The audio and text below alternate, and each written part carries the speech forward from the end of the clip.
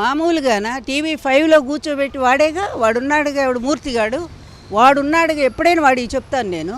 వాడు కూర్చోబెట్టి ఒక వెధవను కూర్చోబెట్టి ఒక కుట్ర చేసి ఒక ప్లాన్ చేసి ఎన్టీఆర్ భార్యని ఇష్టం వచ్చినట్టుగా మాట్లాడించారు మీరు. ఎదవల మీకంటే కూడా హీనంగా ఉందా సాక్షి? మీకంటే ఎప్పుడైనా అంత అసభ్యమైన మాట ఒక స్త్రీల గురించి కించపరుస్తూ మాట్లాడిందా సాక్షి?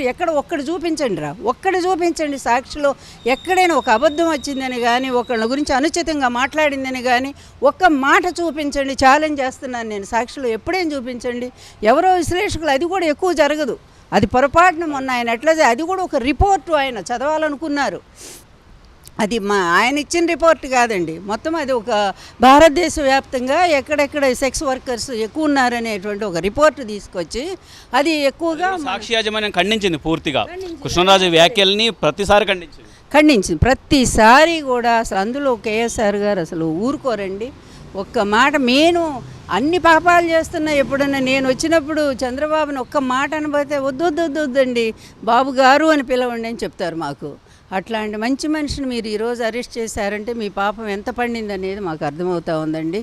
ఈ దుర్మార్గాన్ని పరాకాష్ట తప్పకుండా కోర్టు న్యాయం చేస్తుందండి.